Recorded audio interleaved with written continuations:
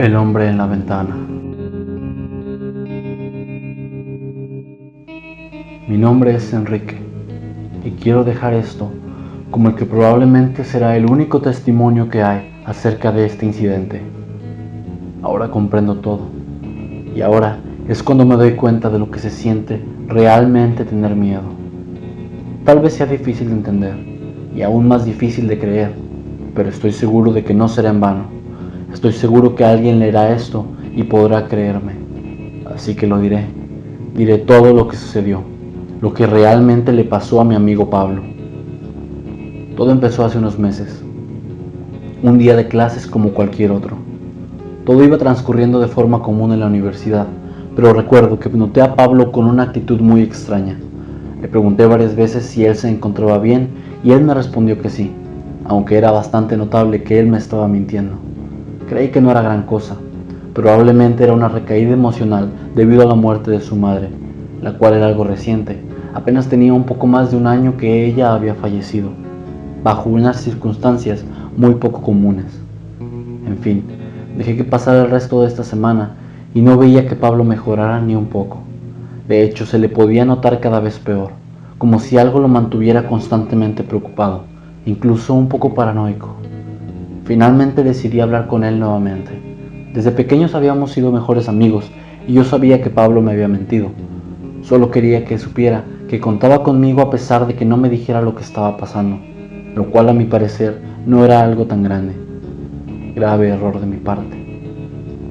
Esperé a que terminaran las clases y lo seguí cuando salió del campus.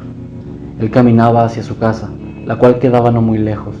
Solo tenía que cruzar unas cuantas avenidas y después entrar a la zona residencial donde vivía. Rápidamente alcancé a Pablo y comencé a hablar con él. Quería primero hablarle sobre la escuela. No quería llegar y ser tan brusco con el tema, ya que probablemente conseguiría solo el mismo resultado que antes.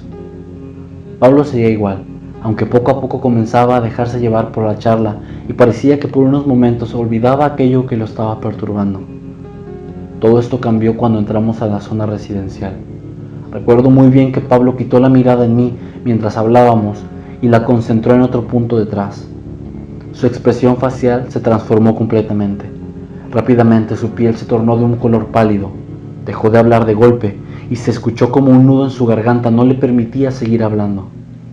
Yo miré hacia atrás, esperando encontrar la fuente de su extraña y preocupante reacción, pero no vi absolutamente nada. Solo estaban unas casas vacías y nada más. Comencé a hablarle y él entonces empezó a comportarse de manera muy inusual, tartamudeando y apenas con el poco aire que podía expulsar, me dijo que tenía que irse, que lo disculpara, y sin esperar una respuesta de mi parte, salió corriendo del lugar, dirigiéndose a su casa.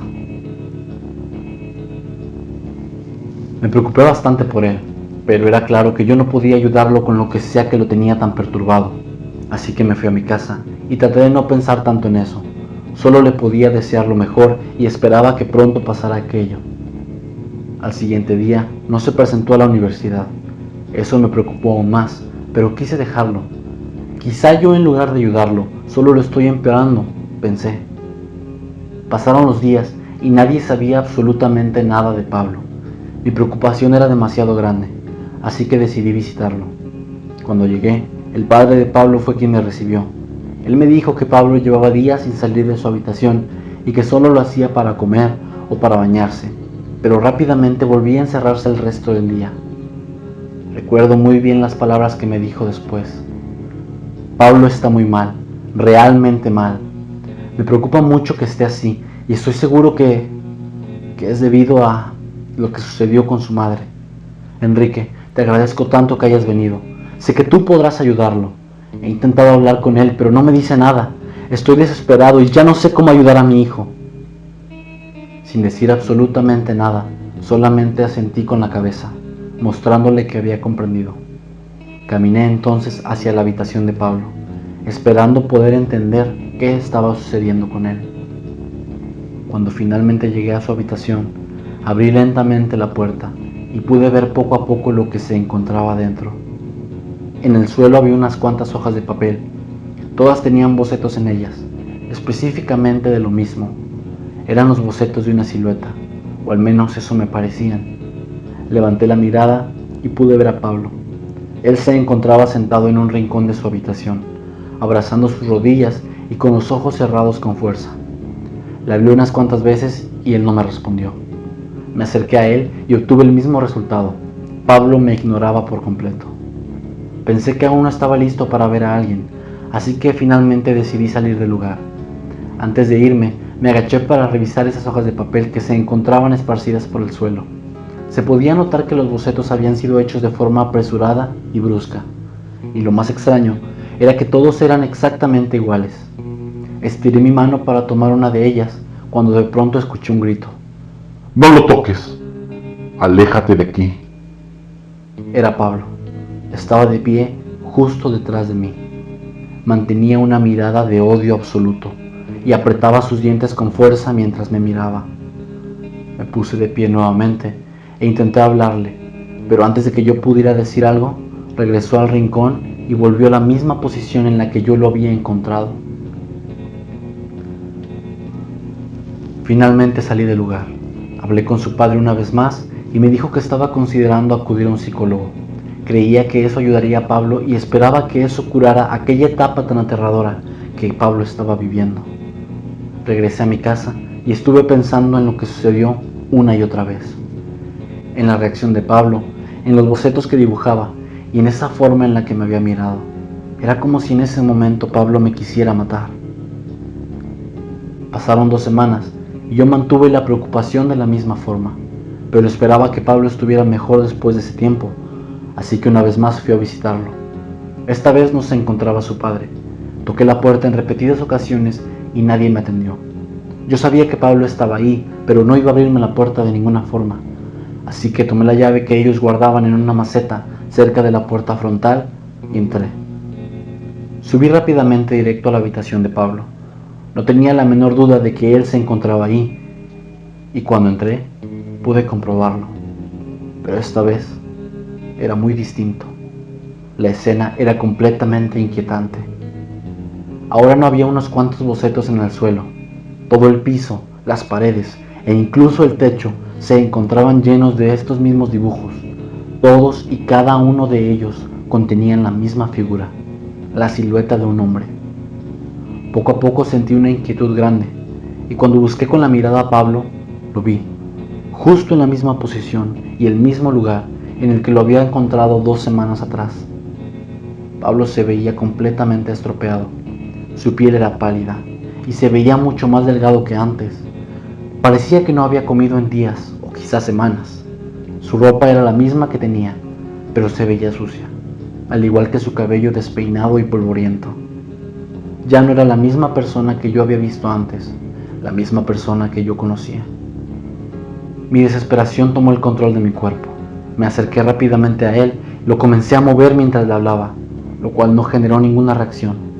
Al estar cerca, pude notar que había un sudor que lo cubría completamente. Él se veía claramente aterrado por algo, pero yo no podía saber por qué. Le preguntaba una y otra vez muchas cosas, pero Pablo no decía ni hacía absolutamente nada. Finalmente me di por vencido y tomé de la pared una de las hojas de papel. De forma rápida y alterada, Pablo se puso de pie, me arrebató en un movimiento aquella hoja y me empujó de manera violenta. Esta vez no dijo nada, solo pegó de nuevo la hoja sobre la pared y volvió a su posición anterior. Perdí el control completamente. Comencé a gritarle de manera desesperada. Le gritaba una y otra vez que me dejara ayudarlo, pero Pablo no se movía ni un solo centímetro.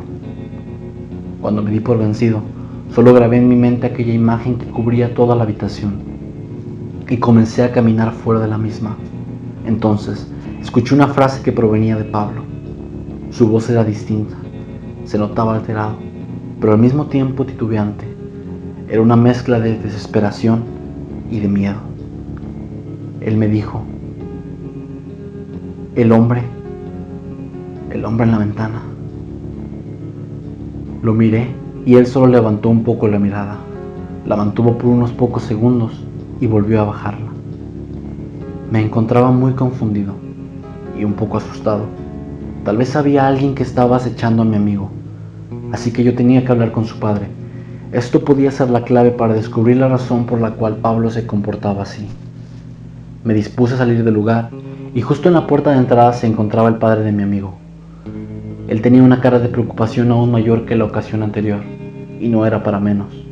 Esto estaba completamente fuera de control.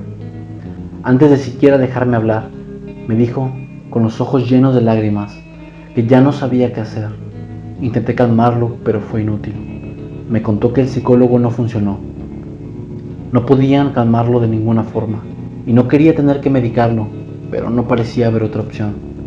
Pablo ya se comportaba de manera agresiva, y era peligroso. Me dijo que la decisión estaba tomada. Lo llevarían a un hospital psiquiátrico. Querían asegurarse de lo que le ocurría. Precisamente voy llegando del hospital más cercano. Lo siento, Enrique, pero no hay otra opción. Yo intenté insistirle que no lo hiciera, pero no me permitió intentarlo. Me pidió que me fuera y así lo hice. Mientras caminaba hacia mi casa, el ambiente se tornaba frío, cada vez más y más, hasta que finalmente sentía un aire helado que me erizaba la piel.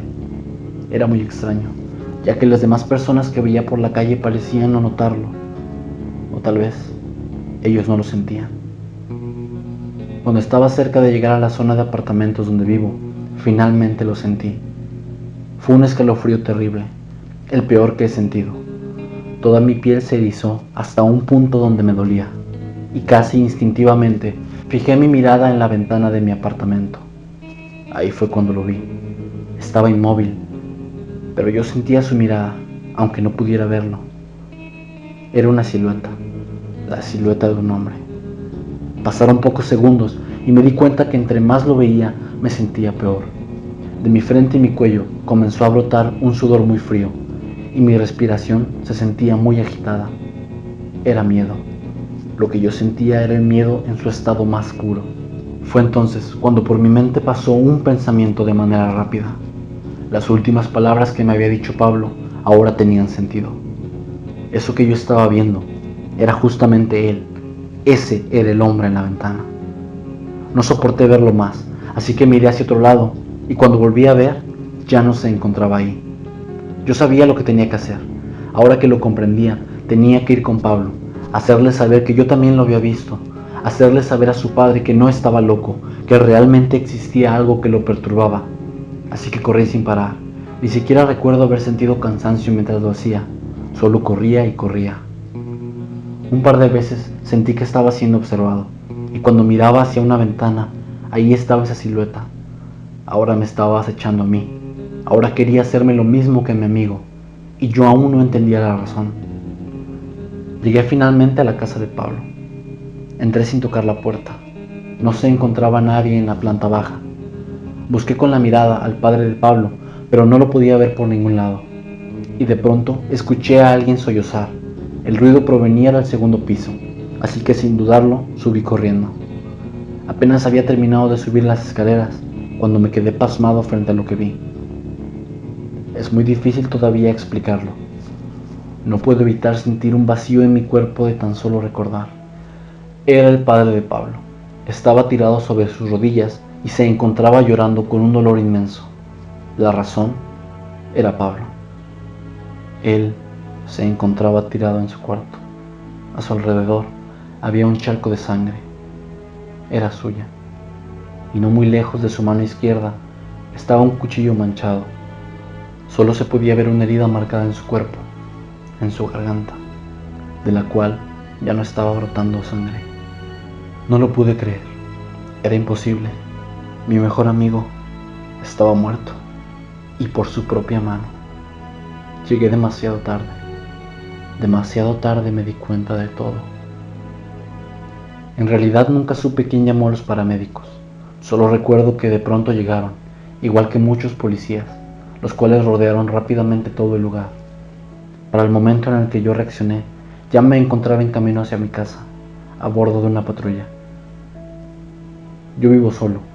Mis padres fallecieron hace ya un tiempo y el resto de mi familia, que se encontraba en otra parte del país, aún no se podía comunicar conmigo. Así que yo me encontraba solo, más solo que nunca. El resto del día me la pasé llorando, y cuando las lágrimas se me agotaban, me quedaba sentado al pie de mi cama, recordando todos y cada uno de los momentos que había vivido con Pablo. recordando la primera vez que tuvo novia, y después yo también. Ambos pensábamos que algún día seríamos un grupo de amigos inseparables, que creceríamos juntos hasta que nuestros hijos se convirtieran en amigos. Todo eso, todas esas cosas se habían ido, ya no iban a suceder nunca, y simplemente no me podía hacer a la idea de eso. Ni siquiera sé si dormí esa noche, pero recuerdo que al siguiente día, después del funeral de Pablo, me fui a mi casa y entré a mi habitación. Como si no fuera suficiente, volví a ver esa maldita cosa. Se encontraba en la ventana.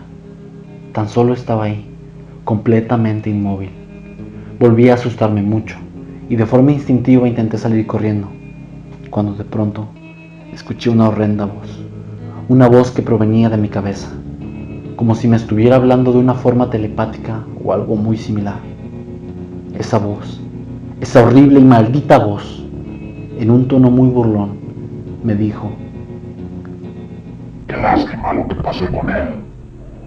Aún no me divertía lo suficiente. Pero no todo son malas noticias. Aún te tengo a ti. Ya me divertí con tus padres, con su madre y con él. Ahora es tu turno. Eres el último de la lista. Felicidades. No supe cómo reaccionar. El miedo me invadió por completo y no me permitía ni siquiera salir corriendo o gritar. Solo me quedé parado, sintiendo a mi miedo comerme poco a poco por dentro. Una parte de mí lo comprendía todo. Comprendía la razón por la cual nadie me quiso decir cuál había sido la causa de la muerte de mis padres, la razón del comportamiento de la madre y del mismo Pablo antes de morir, y ahora, la razón por la cual mi destino parecía estar escrito. Finalmente esa silueta desapareció. La voz se fue, pero la sensación se quedó conmigo, y hasta el día de hoy no me ha abandonado. Ahora, toda mi vida se ha convertido en un infierno. Ya no quiero ir a ningún lado, porque a donde vaya, Él está ahí. Cubrí todas las ventanas de mi casa, pero es inútil, porque cuando no lo veo en una ventana, aparece en mi mente como destellos, o en mis pesadillas, en las cuales me muestra la manera brutal en la que asesinó a mis padres, la forma en la que torturaba día con día a la madre de Pablo, hasta que finalmente la mutiló sanguinariamente. Y también me muestra cómo estaba ahí, en el momento en el que Pablo se dio por vencido. Esto que estoy viviendo ya no se le puede llamar vida, pero tampoco pienso hacer lo mismo que él. No puedo, no tengo el valor de hacerlo. Quisiera huir, pero ya sé que no servirá de nada. Sea lo que sea esta maldita cosa, me va a seguir hasta el último día de mi vida. Y no quiero darle el placer de que eso suceda pronto, pero ya no sé qué hacer. No sé por qué me sucede esto a mí. No sé por qué razón merezco sufrir de esta manera. Jamás podré formar una familia. Jamás podré ser feliz. Sé que Él no me lo permitirá. Creo que la mejor opción es ir a un lugar más pacífico, donde haya más personas, donde las personas que me cuiden crean saber lo que hacen y me mantengan tranquilo todo el tiempo.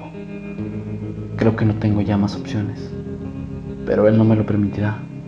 Sabe lo que pienso. Puedo sentirlo dentro de mi cabeza. En estos momentos puedo sentir que está fuera de mi ventana, y aunque no lo vea, siento que ahí está, y puedo sentir dentro de mí su odio, cómo crece a cada instante, cómo crecen sus deseos de asesinarme.